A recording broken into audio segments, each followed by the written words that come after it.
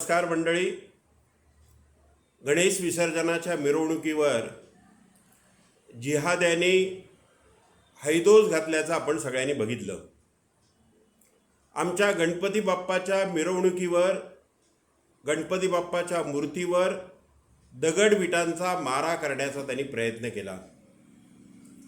आणि हे सगळं होत असताना आपल्या देशातल्या तथाकथित धर्मनिरपेक्षवाद्यांनी याबाबत चकार शब्दही उच्चारला नाही. म्हणजे स्वतंत्र हिंदुस्थानामध्ये धर्माच्या आधारावर विभाजन झाल्यानंतरही या हिंदुस्थानात आम्ही आमच्या देवतेची मिरवणूक काढू शकत नाही अशा प्रकारची स्थिती निर्माण झालेली असताना सुद्धा या देशातले जाणते राजे आणि मानते राजे तोंडातून एक शब्द काढायला तयार नाही. हे सगळं बघितल्यानंतर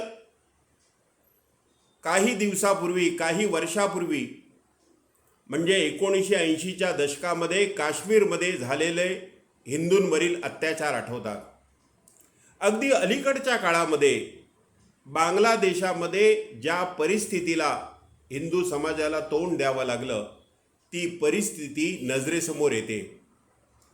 आणि आत्ताच्या घटना बघितल्यानंतर प्रश्न मनामध्ये येतो की 2047 साली गजवाए हिंद बनवण्याची ही रंगीत तालीम तर नाही.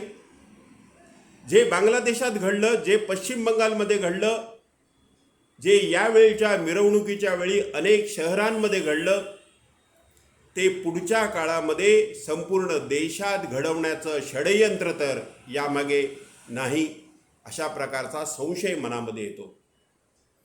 आणि म्हणून मंडळी, आपण सगळ्यांनी सावध राहिलं पाहिजे. माझ्या भावानो, या घटनेकडे खोट्या धर्मनिरपेक्षतेचा चष्मा उतरवून बघण्याची गरज आहे.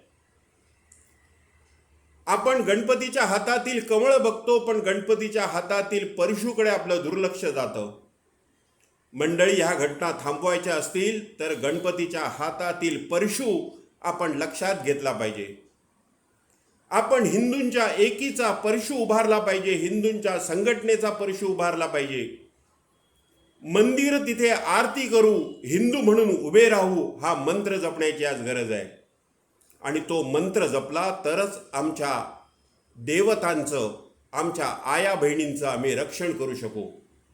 आणि म्हणून मंडळीनो, think assertive, join Bajrang Dal. Ganpati Bappa Morya.